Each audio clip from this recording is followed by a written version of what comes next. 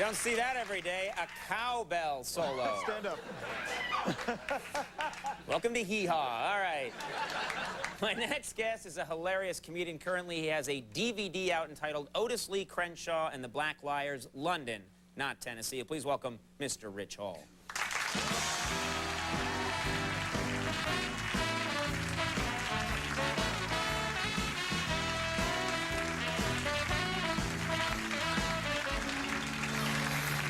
Thank you. Thanks for having me. Yes. Conan. Good to have you here.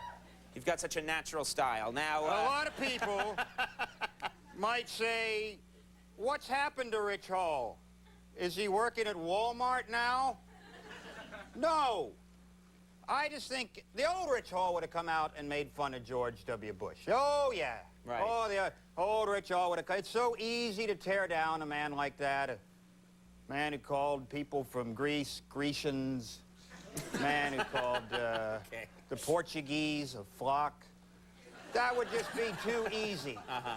I have changed my mind. I am convinced, ladies and gentlemen, that George Bush is the greatest, most courageous, resilient, cunning president ever. wow, that's great. Yes. I'm going with it. As the velocity of the audience at that... What you have to understand is that there's a lot of coded words when you listen to George Bush. For instance, he said, we're going to show these folks we mean business. That means Terrorists. the terrorists. Folks. Yeah. A lot of people go, maybe that's the wrong word, George. They're not folks. They're not sitting around on the porch with a banjo and a Pabst Blue Ribbon going, we ought to do some terrorism today. No.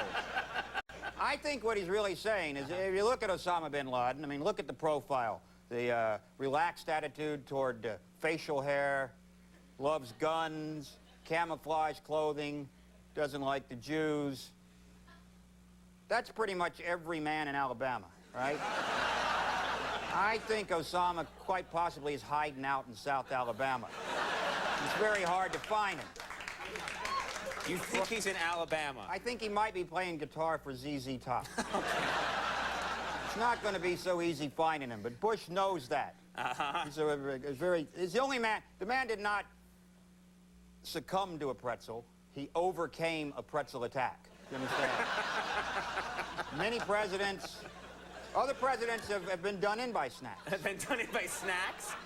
I've studied history, I don't remember. No, Zachary Taylor died from eating a bowl of cherries.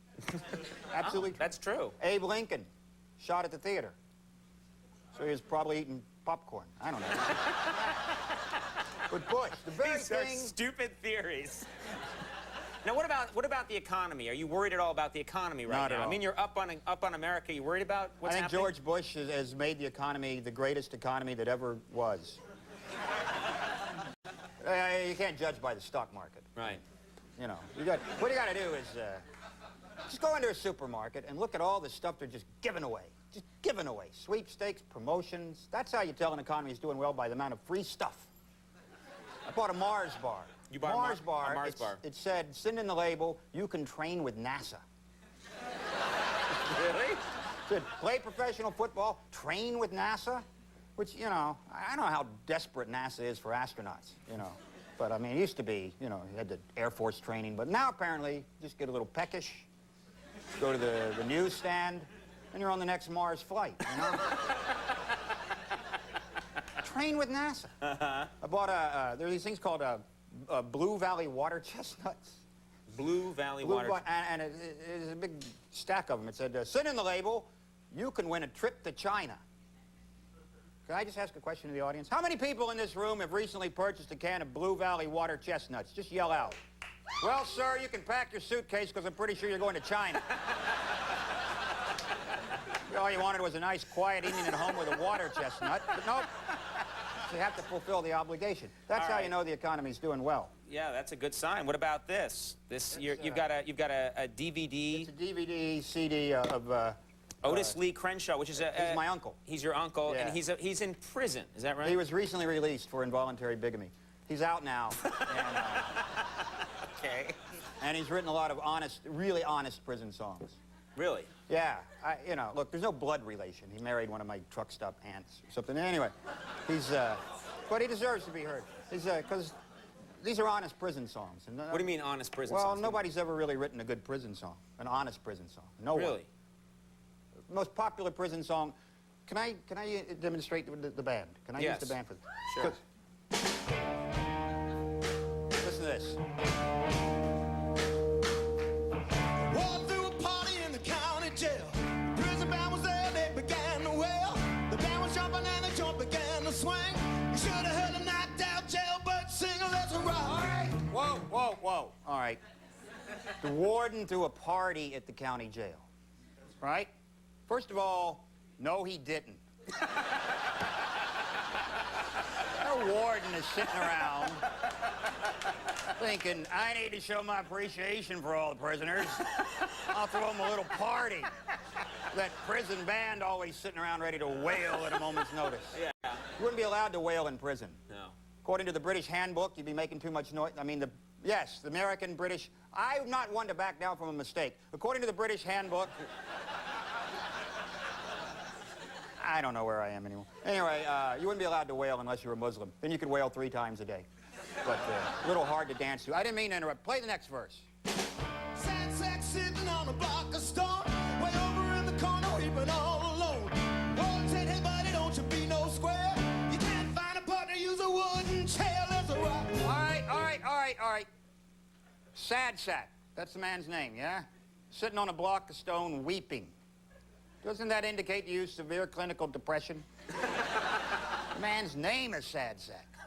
And the only advice, because the warden's very busy planning parties for the prisoners, is to dance around with a wooden chair.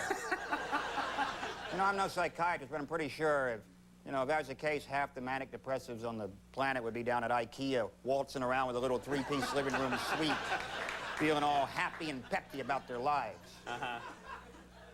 Pay attention to this next verse, because it's a corker. Number 47 said to number 3, you're the cutest jailbird I ever did see. Some of you can probably see this one coming. Pretty sure if a prisoner comes up to you and says, you're the cutest jailbird I ever did see, you're on a donkey ride to hell. You know what I mean? Yeah. Well, all good points.